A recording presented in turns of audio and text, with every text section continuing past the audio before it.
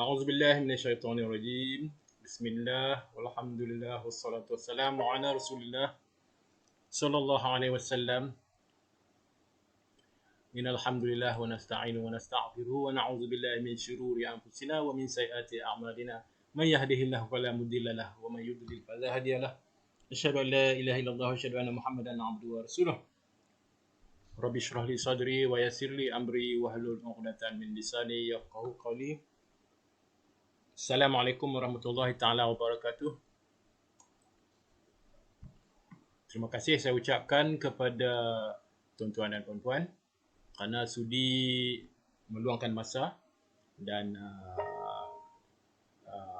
perhatian untuk mengikuti perkongsian serba sedikitlah tentang isu yang akan tak dapat tidak kita akan hadapi pada satu hari nantilah. Sama ada cepat atau lambat, itu sajalah. Okey. Kita akan tengok perkongsian ni akan kupas kenapa pusaka boleh menjadi puaka, dan juga akan lihat cara-cara macam mana kita boleh cuba untuk nak mengelakkanlah pusaka kita ni menjadi puaka. Baik. So, saya akan kongsi antara perkara-perkara yang berkaitan tentang pengenalan wasiat syok. Kemudian kita akan lihat persoalan utama yang perlu kita jawab, perlu kita tanya dulu dan kemudian kita jawab. Dan kita lihat isu-isu semasa yang berlaku yang bersangkut dengan pusaka. Kemudian kenapa isu semasa ni berlaku dan apakah penyelesaian yang kita boleh aplikasi ataupun kita boleh guna untuk nak mengurangkan kemelut pusaka yang akan saya tunjuk sedikit masa nanti dalam perkongsian ni lah.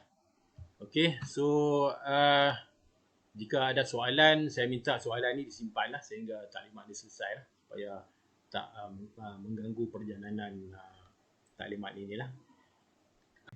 Baik, kita akan tengok. Okay. Pertama sekali kita berkenalan dengan wasiat syok. Siapakah wasiat syok berhad? Jadi pertama sekali saya nak tekankan di sini, wasiat syok tidak ada kena-mengena dengan platform Shopee yang saya rasa sangat famous. Persamaan tidak ada langsung lah. Wasiat syok ni ada dua P, Shopee ada dua E.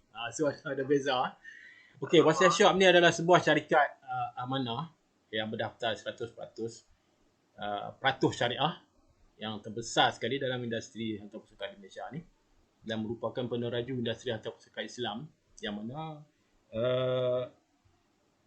terdiri daripada pemilik-pemiliknya orang Islam, dianggotai oleh orang Islam dan menyediakan perkhidmatan kepada orang-orang Islam.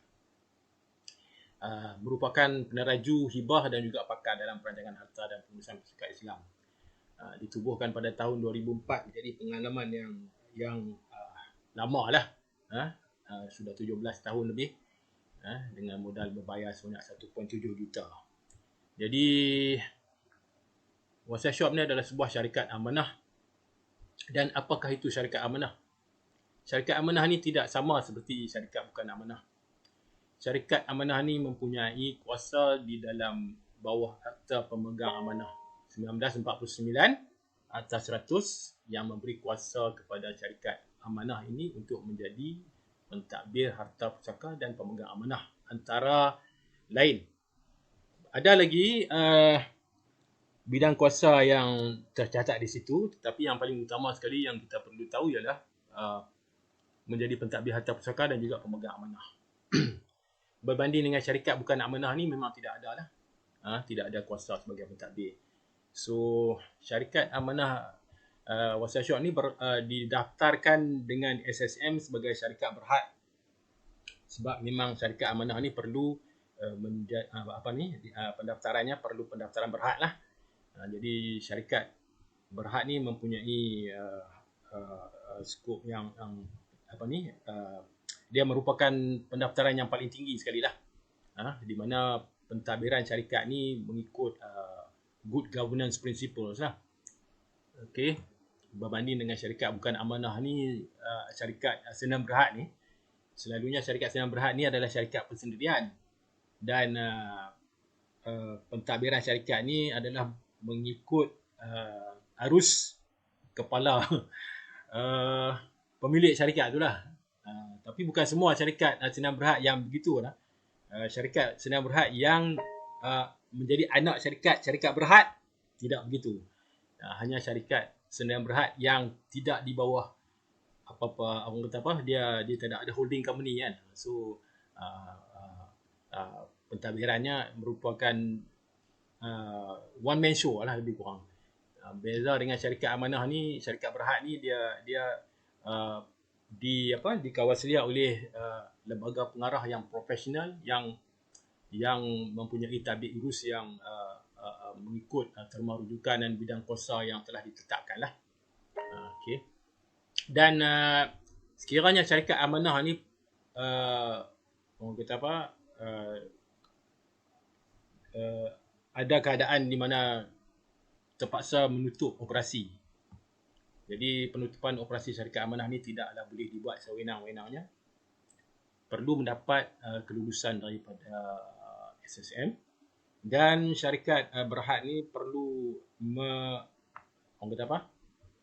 melaksanakan ataupun melangsaikan amanah-amanah, tanggungjawab terhadap pelanggan-pelanggan sebelum boleh di wind up lah. Itu sebabnya kalau kita tengok kebanyakan organisasi-organisasi yang bersifat charity ni sebenarnya syarikat berhad, bukan NGO. Kita kata NGO tapi bukan NGO. Mereka ni berdaftar di bawah klasifikasi berhad, tidak non-profitable berhad lah. Okay. So itulah perbezaan antara syarikat amanah dengan syarikat bukan amanah. Okay. Proses short sampai sekarang pencapaian yang sangat membanggakan lah. Sehingga kini mengurus harta pusaka sebanyak 80 bilion dan telah membantu umat Islam merancang harta dan mengurus pusaka secara patuh syariah sepenuhnya. Saya lupa sebut, syarikat yang patuh syariah ni, kalau dia mendakwa operasi dia patuh syariah, untuk pengetahuan kita lah, syarikat patuh syariah ni dia perlu mempunyai panel syariah. Kalau hanya mendakwa dia syarikat patuh syariah tapi tidak ada panel syariah, yang tu kita tolak tepi lah. Itu tak betul. Syarikat patuh syariah mesti kena ada panel. Bukan ustaz seorang, panel syariah. So Wasiah Shop ada panel syariah. Sebab produk Wasiah Syariah, Wasiah Shop ni adalah patuh syariah. Dan setakat ini lebih daripada 60,000 klien lah telah dibantu. Dan kita telah memudahkan waris-waris dari segi kos dan masa dalam hal pusaka mereka, lebih daripada 350 kes yang mana telah diselesaikan kurang daripada 8 bulan. So dan ada lebih daripada 300 kes hibah yang telah berjaya mendapat pengesahan di Mahkamah Syariah. So seperti yang disebut tadi, syarikat Wasiah Shop ni dikawasilia oleh satu lembaga pengarah yang terdiri daripada ahli-ahli yang mempunyai pengalaman yang berkaliber dan pengalaman yang orang kata apa, banyaklah di dalam bidang undang-undang dan juga bidang korporat. Pengurusi lembaga pengarah kita ni adalah Datuk Ahmad Tajuddin yang merupakan mantan pengarah urusan Bank Islam Malaysia, dibantu oleh Datuk Zubair bin Bajuri, mantan Presiden Kumpulan Perangsang, Tan Sri Datuk Wira Aziah Ali yang merupakan mantan Hakim Mahkamah Persekutuan, Encik Salihin Abang, mantan Presiden Institut Accountant Malaysia, Dr. Aimi Zulhazmi bin Abdul Rashid, seorang pakar ekonomi yang sering keluar di dalam TV dan juga media massa, yang banyak mengulas tentang ekonomi Malaysia. Macam bulan 10 ni, hujung bulan 10 ni kita akan ada bajet kan. Pasti Dr. Aimi akan buat ulasan lah, boleh ikutilah ulasan beliau. Encik Syekh Muhammad Imran Ismail Bashar, ahli merupakan peguam korporat, dan akhir sekali Encik Arifin Sabirin yang merupakan pengasas WhatsApp Shop dan juga ketua pegawai eksekutif. Jadi lembaga panel syariah WhatsApp Shop ni yang mengawal selia operasi dan produk WhatsApp Shop supaya patuh syariah, terdiri daripada mereka-mereka yang mempunyai bidang ataupun kepakaran dalam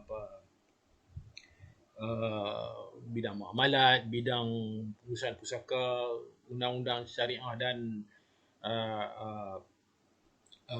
pengurusan pusaka yang berkaitan dengan operasi WhatsApp Shop.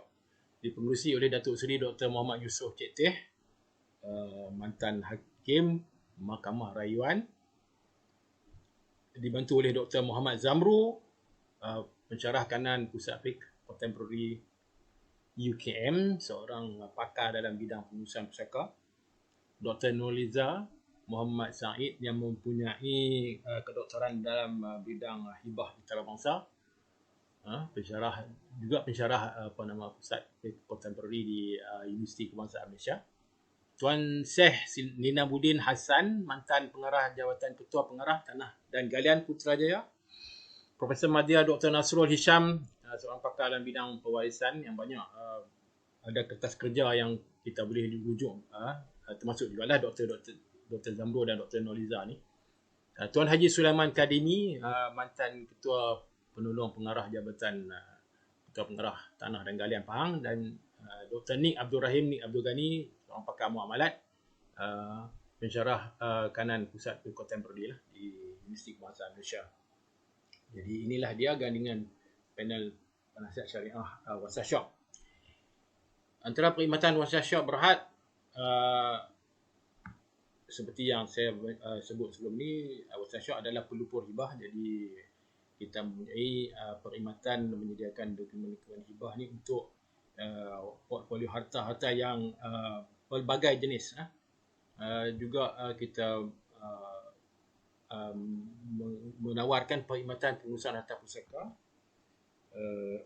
untuk kes-kes yang inilah kes-kes kematian yang berlaku, dan juga yang paling yang akan saya terangkan dalam presentation ni adalah urus harta pusaka percuma. Ini satu, orang kata apa, baby WhatsApp Shop lah ni.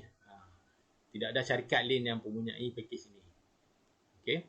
Of course, sebagai syarikat amanah, WhatsApp Shop juga menyediakan pengurusan harta amanah dan yang berkaitan lah dengan pewarisan harta lah, seperti harta pencarian dan pewarisan perniagaan. Okey, persoalan utama yang perlu tanya dalam surah Ali Imran ayat 185, Allah Ta'ala berfirman, A'udzubillahi minasyaitanirrajim, kullu nafsin dha'iqatul maut. Sadaqallahul azim. Tiap-tiap yang bernyawa pasti akan merasai mati. Tak kiralah muda ke tua ke, kecil besar, kaya miskin, susah senang, pasti akan masuk dalam lubang yang dalam gambar tu. Jadi apabila kita dah mati ni, apa yang kita kena buat persediaan? Realiti dia macam ni lah. Ketika hidup, kita buat amal. Tak kiralah amal baik ataupun amal yang tak baik. Jadi, tapi harapnya kita buat amal baik lah. Kita juga mengumpul harta. Walaupun harta, kita kata kita tak ada harta, tapi sebenarnya kita memang akan ada harta. Kita akan ada possession lah. Akan ada harta. Dan antara setengah-setengah pada kita ni mungkin akan berkeluarga. Kebanyakan lah akan berkeluarga. Anak, isteri dan sebagainya.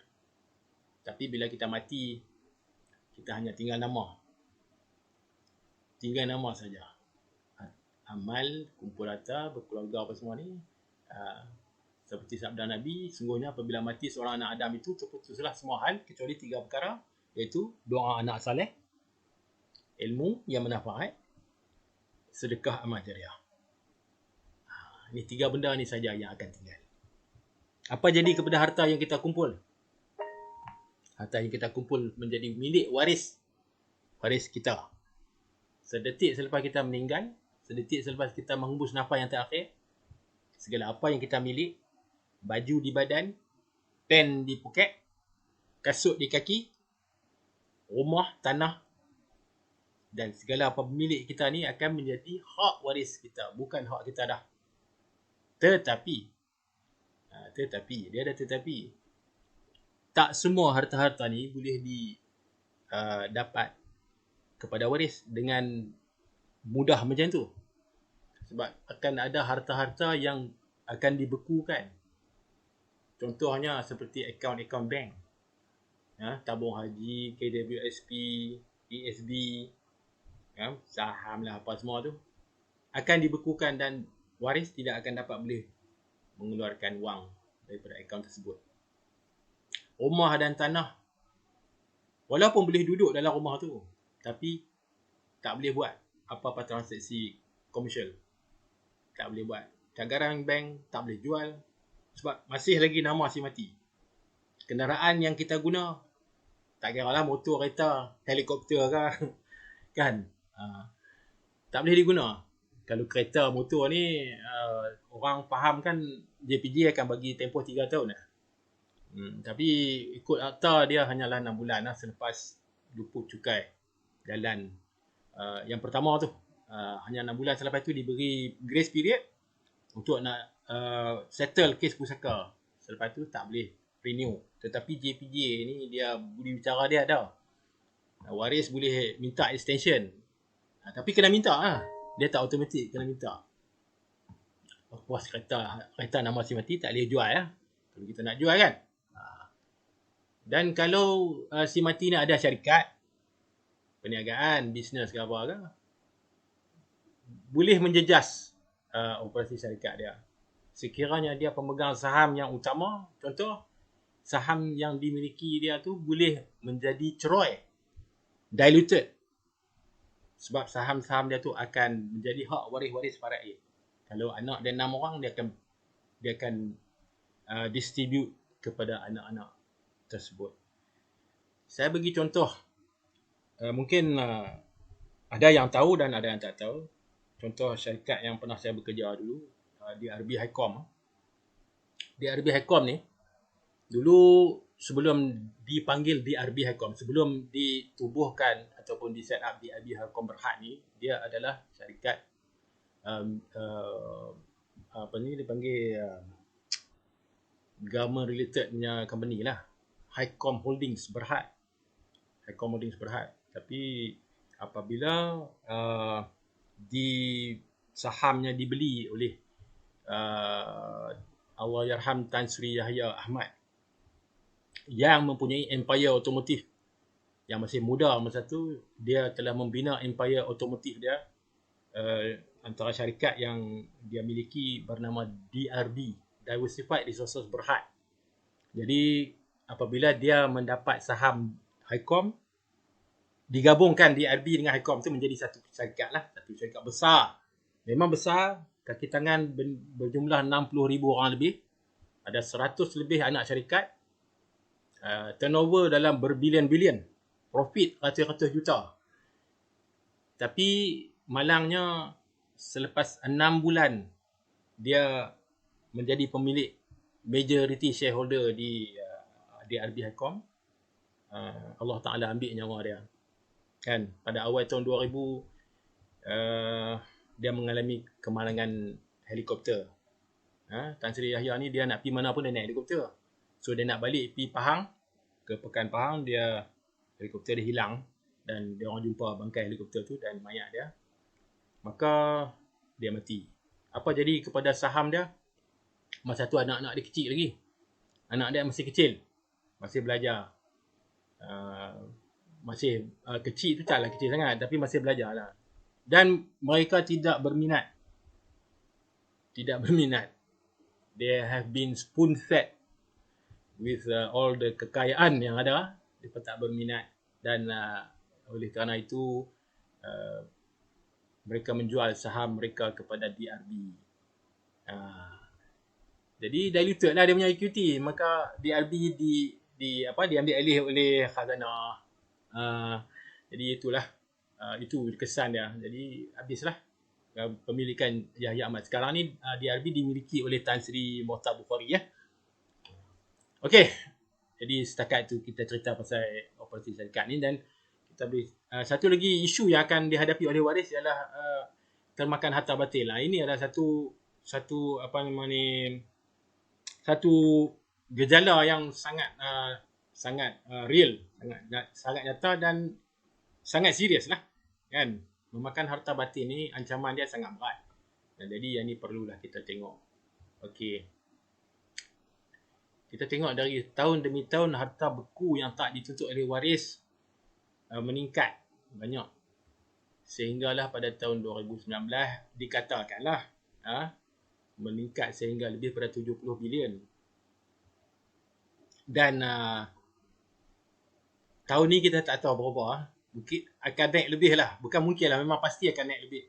Disebabkan oleh pandemik COVID ni yang membekukan pelbagai aktiviti ekonomi dan sosial. Pengurusan harta pusaka pun tak boleh nak buat dan sebagainya. Wallahualam lah kan. Tapi pastinya banyak lah. Dan antara lain yang menjadi isu ialah yang selalu kita dengar skandal dalam TV, dalam surat khabar media massa, media sosial lah sekarang ni, ialah perebutan pusaka yang semakin menjadi-jadi, kan. Adik-beradik berebut, bunuh sana bunuh sini, bertikam. Kita tengok pun macam orang kata apa, menggeleng kepala. Apalah orang Islam ni jadi macam ni. Kakak bolot tanah pusaka, gaduh berebut tanah putih tangan. Maut ditetak adik. Anak bunuh bapa. Tapi nak bagilah. Dia perebutan harta ni bukan terhad kepada masyarakat kita saja tau. Rupa-rupanya di barat pun berebut harta pusaka. Lagi dahsyat daripada kita. Kita ni orang kata apa, macam kita duk dengar kes bergolok bunuh sana bunuh sini kan, di tempat sana pun macam tu juga. Cuma tak dengar cerita sampai kat sini. Itulah abang bagi. So isu berebut pusaka ni memang disebabkan oleh macam-macam faktor lah. Jadi inilah persoalan pewarisan harta yang kita kena tanya lah. Pertama sekali, siapakah waris kita? Yang ni kita kena tahu, kan. Dan mereka ni nak dapat berapa bahagian, kan. Lepas tu harta-harta kita tadi apa akan jadi? Dan macam mana nak tuntut? Dan antara lain yang kita kena fikir juga adalah cara nak membagi harta kita. Sama ada kita nak bagi ikut hibah, wasiat, amanah ataupun wakaf. Faraid ni sudah mestilah faraid. So, pasal apa jadi macam tu? Banyak sebab. Antaranya ialah proses undang-undang yang rumit lah. Yang menyusahkan, yang complicated. So kita tengok di sini, boleh tengok. Ini saya buat satu lakaran lah. Apa-apa perkara-perkara yang kita kena buat lah, persediaan untuk kita nak buat urus pusaka. Nampak tak? Banyak benda yang nak kena buat. So ini saya buat ni berdasarkan kepada satu buku yang ditulis oleh Ustaz Akmal.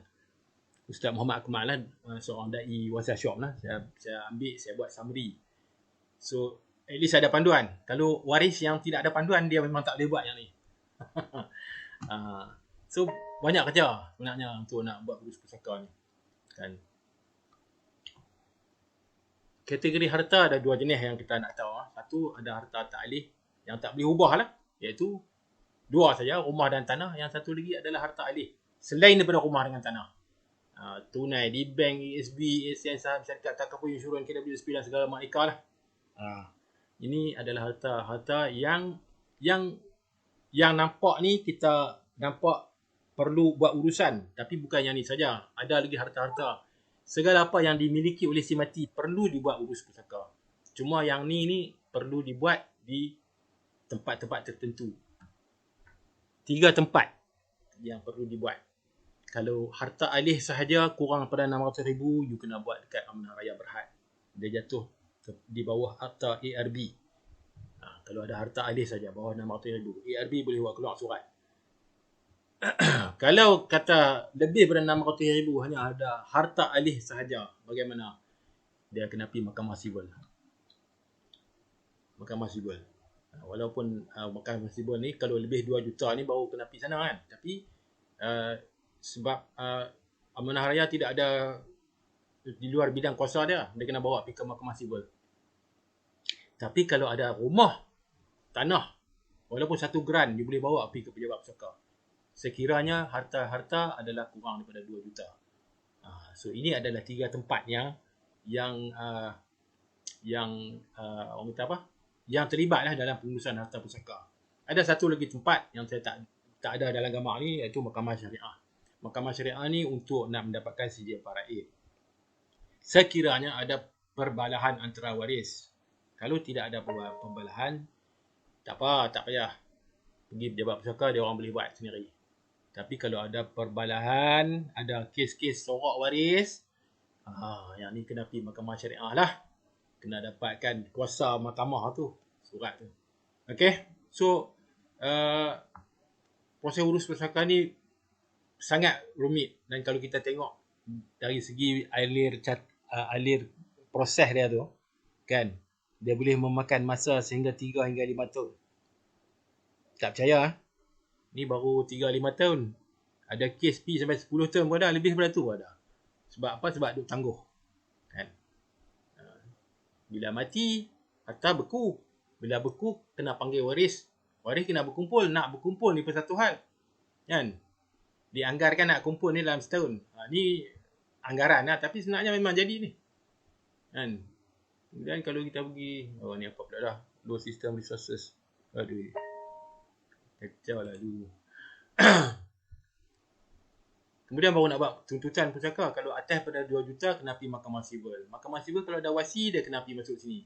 Dia lebih senang lagi. Dia boleh dapat surat probate. Kalau tidak wasi, dia kena buat kena ada ni, kena ada 2 orang yang penjamin yang mendaftarkan bon jaminan di mahkamah yang mempunyai nilai harta sama banyak dengan si mati. So kalau you ada harta 2 juta, you kena ada kawan-kawan yang kaya lah kan. So macam tu. So banyak perkara yang boleh melibatkan masa dan kos lah. Kalau kita tengok di sini, ini saya secara ringkas lah. Kalau kita nak tengok kan, masa sini pun kita ada masa kita kena habiskan masa, habiskan wang. Masa nak buat tuntutan pun kena habiskan wang, kena habiskan masa, kena isi sana isi sini, macam-macam benda nak kena buat. Saya tak perlu go through one by one lah. Memang kena buat lah benda-benda semua. So bukan senang lah nak urus harta pusaka ni. Nampak macam senang kan. Ramai orang yang dia tak pernah buat ni, dia kata senang. Tapi sebenarnya pengalaman saya sendiri pun, arwah ayah saya pun 6 tahun. Selepas 6 tahun baru nak start buat. Tu dia nak buat lagi. Orang kata kena buat cepat, tapi kita 6 tahun kita tunggu. Sebab apa? Sebab hang buat lah. Tak apalah, aku buat. Hang aku duk tolak kan. Tolak pi tolak mai, tolak pi tolak mai, last sekali terpaksa buat juga sebab takut satgi ibu pi dulu. Takut yang tu. Jadi takut berlapis, kita buat. Nak buat tu setahun nak selesai. Setahun nak selesai tu sebab muafakat. Sebab kami muafakat. Kami tak ikut sama rata lah. Ikut sama rata muafakat. Kalau berkeli, kalau berebut, dia akan lebih lagi serabut. Itulah. Jadi kesan prosedur perundangan yang rumit ni kan, yang saya tengok lah kan, banyak yang memberi kesan ni hanya kepada pada ni lah, balu lah yang menjadi kesan. Sebab bila sang isteri dia kehilangan suami, dia kehilangan tempat bergantung tau. Dia kehilangan punca pendapatan dia. Kan? Duit semua sangkut dalam KWSP, sangkut dalam ESB, sangkut dalam bank. Tak boleh buat urus pusaka. Penat. Kesian. Banyak kes yang kita tengok jadi macam ni. So itulah para suami ni nak kena fikirkan. Dan faktor yang seterusnya ni kita tengok macam tadi serabut, yang ni kos dia mahal. Kalau kita tengok kos pengurusan harta pusaka oleh sebuah syarikat amanah XYZ, ini dia punya jadual kiraan fee pentadbiran. Fee pentadbiran harta pusaka. Kan? Macam nak kira income tax tu. Tapi yang ni waris-waris perlu bayar. Tidak termasuk fee lain seperti buka fail carian guaman rampaian dan lain-lain. Waris perlu bayar ni. Kalau kita kira harta yang bernilai RM1 kan, paling-paling busuk RM27,000 kena bayar. Waris kena bayar. Tapi saya kira memang lebih lah, RM30,000 sebab bila yang ni adalah ikut table ni. Tapi kalau dicampur fee lain, memang akan lebih. RM30,000. So bayangkan, waris masa tu dia tak ada. Kalau waris yang banyak duit tak apa. Tapi kalau waris yang tak masih kecil, masih belajar, ataupun waris yang masih baru nak bermula hidup, kereta pun tak lepas nak bayar kan. Oh, memang penat. Dan kalau kita ambil kos peguam pula, peguam, kita lihat peguam ni memang cas dia orang mahal lah, sebab dia orang profesional kan, dia orang pakar. So kalau kita tengok sini, dia boleh naik sampai 400%. Tapi ikut akta probate maksimum 5%. Tapi yang sebenarnya dia boleh cas sampai 20%. Ni ada satu kes yang saya tengok sendiri lah. Ni kes yang dirujuk kepada wasiat syok lah. Harta 3.8 juta. Invoice daripada lawyer 400,000. Pelbagai benda yang dia invoice. So it's not cheap lah. So kalau waris tak bayar fee dan kos yang dikenakan, apa akan berlaku? Tak ada apa. Tidak ada sebarang pentadbiran kat atas harta pusaka tu. Waris kena tunggu sajalah. Dan apa pun tak boleh buat. So menyusahkan tak? Menyusahkan. Okey. Sebab yang berkelahi tadi tu, yang bertelagah tu pasal tak faham hukum faraid.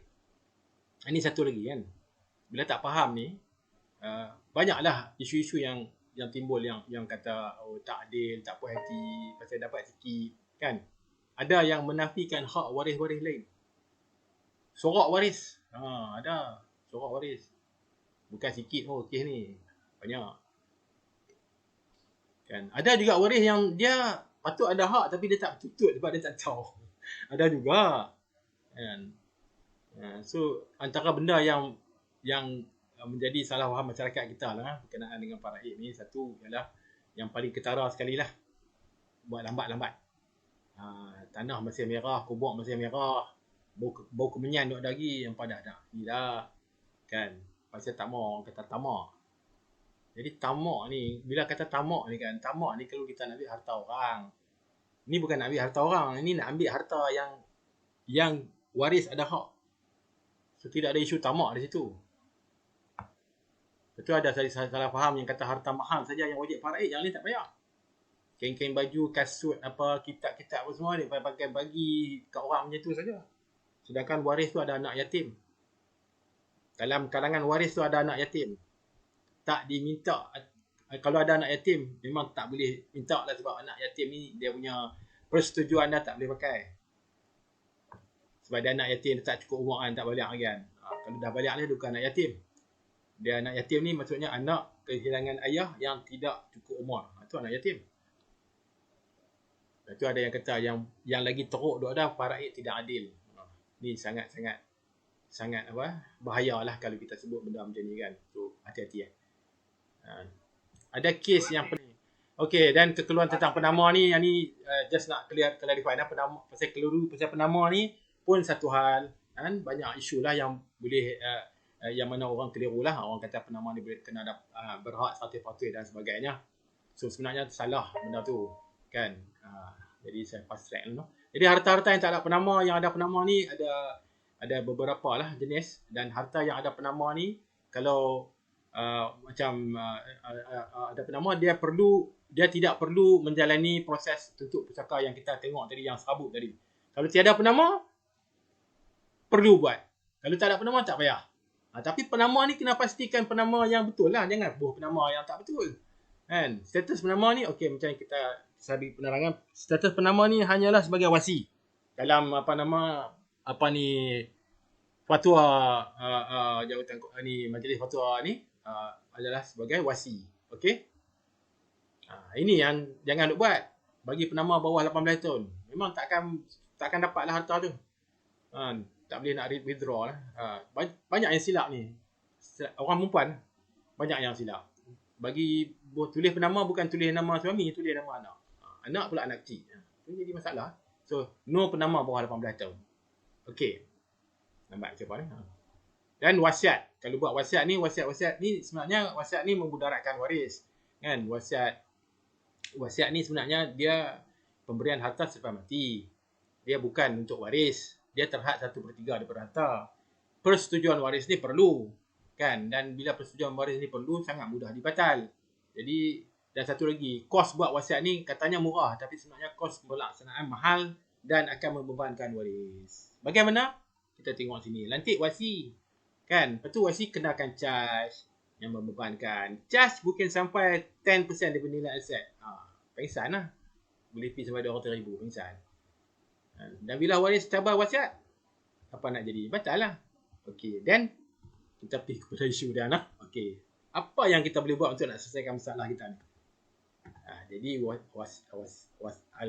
Wasiat Shop memperkenalkan satu package, satu produk yang dikenali sebagai Al-Wasitah. Kan? Al-Wasitah ni. Kos dia tak mahal. Kos dia cuma RM1.67 sehari. Kan? Jadi wasitah ni macam mana? Wasitah ni membantu. Bila berlaku kematian, waris akan buat urus jenazah apa semua. Boleh menelpon kepada Wasiat Shop. Waris telefon kepada Wasiat Shop untuk dapatkan temu janji supaya wakil Wasiat Shop boleh datang berjumpa dengan waris pada masa dan tempat yang ditentukan oleh waris untuk nak melaksanakan khutbah pusaka.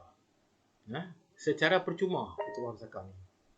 Jadi dalam khutbah pusaka ni akan diberi penerangan berkenaan pembahagian harta pusaka, kan, dan juga untuk peluang untuk nak mengutip dokumen-dokumen yang perlu lah untuk nak buat pengurusan harta pusaka ni.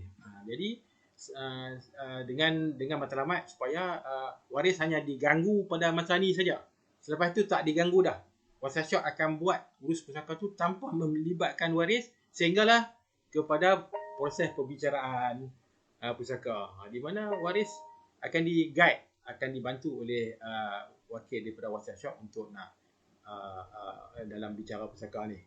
Dan akhirnya bila seterusnya akan dapat surat kuasa takbir ataupun perintah pembahagian lah, diberi kepada waris untuk waris selesaikan proses turun milik harta-harta pusaka si mati dengan dibantu oleh khidmat nasihat daripada wasiat secara percuma. Jadi nampak akan mudahkan waris. Waris tak payah buat apa. Waris cuma terlibat masa ni saja, ketua pusaka dan masa bicara pusaka. Tempoh antara ni semua tak ada pelibatan kecuali ada nilah panggilan telefon ke apakah, itu saja. Dan tidak ada sebarang kos yang perlu dibayar kecuali kos-kos statutory. Tapi yang tu tak mahal mana, sedikit saja. Okey. Pakej Al-Wasitah kita ada dua jenis. Satu pakej delima untuk harta sehingga 2 juta, Zamrud melebihi pada 2 juta.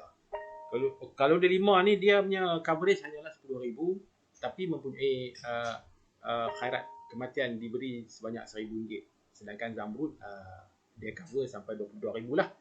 Sebabnya delima ni dia buat di pejabat pusaka kecil, Zamrud diuruskan di Mahkamah Tinggi Sivil. Pembayaran ni boleh dibayar melalui online lah, kan, guna IP88 sistem sekarang lah. So sekiranya pelanggan di bawah 60 tahun boleh melanggan lah. Bayaran bulanan sebanyak RM50. Kalau bawah 45 untuk D5. Kalau atas daripada 45 untuk D5 RM60. Dan Zamrud pula 115 untuk bawah 45 tahun. Atas daripada 45 RM165. Tak mahal tuan-tuan. Kan? Maksimum 15 tahun atau sehingga kematian pelanggan yang mana dahulu. So kalau mati dahulu sebelum 15 tahun, baki itu tidak perlu dijelaskan kerana kos dia akan ditanggung oleh tabung tabaruk lah. Itu. So siapa yang perlu al-wasitah ni? Al-wasitah ni diperlukan oleh orang yang ada harta, yang ada rumah dan tanah. Yang ni sangat penting lah kan. Kita tengok tadi nak buat urus pusaka ni sangat rumit. Lepas tu siapa yang ada harta, ada hutang. Kan? Itu kalau ada anak-anak yang masih kecil dan juga pasangan yang tidak bekerja. Kebanyakannya pasangan ni mungkin isteri lah kan. Jaranglah sekali kita ada suami yang tidak bekerja, isteri bekerja. Ada tapi tak ramai. Kan? Dan selalunya kalau lelaki ni dia boleh buat, tapi kalau perempuan ni susah. Sebab dia kena pok dengan anak-anak. Kan? Dan kalau ada waris yang jauh. Okey, dan akhir sekali ni kalau kita tak maulah menyusahkan waris. So kita kalau tak mau menyusahkan waris, wasitah ni lah akan membantu kita. Kan? Mendapat pakej al-wasitah semasa hidup, kita akan dapat khidmat nasihat perancangan harta pusaka secara percuma. Dokumen wasiat, dokumen pelantikan wasi secara percuma. Kan? Dan selepas kita mati, macam saya cerita tadi, khutbah pusaka percuma kepada waris. Syarat kematian 1,000 untuk pakej D5 dan proses tuntutan harta pusaka ni penting ni. Daripada duk bayar berpuluh-puluh ribu tadi tu, waris tak bayar apa. Cuma bayar ada 200-300 untuk kos statutory lah. Itu. Kan? Faedah al-wasitah serendah RM50 sebulan ni. Kita punya bil telefon pun lebih mahal lagi daripada RM50 sebulan. So mencepatkan urusan pusaka, meringankan beban waris kan dengan syarat kematian tu, memudahkan prosedur pusaka sehingga selesai, dan penting ni menjimatkan masa dan kos percuma kepada waris. Jadi wasiah telah membantu lebih daripada 40,000 orang dalam urus pusaka ni. Bukan sikit-sikit. So ini kalau kita nak tanya diri kita ni, pilihan kita apa? Tak usah buat apa, so akibat yang ni lah. Macam-macam kena tanggung lah kan. Masa nak harta terbeku, kos yang tinggi dan sebagainya lah. Kan? Kalau ambil dengan syarikat amanah, dia jadi macam ni ya. Wasiah Shop akan menjimatkan percuma. Okey, jadi anda bijak buat pilihan. Sekiranya pilihan yang pertama anda menyenangkan waris dengan perkhidmatan profesional, bukan waris urus sendiri yang mana akan menyusahkan waris dan memberi masalah yang berpanjangan kepada mereka. Terima kasih atas perhatian dan masa anda. Minta maaf atas masa yang terlampau over ni. Baik, jika ada kita sign IPA dalam tabletnya.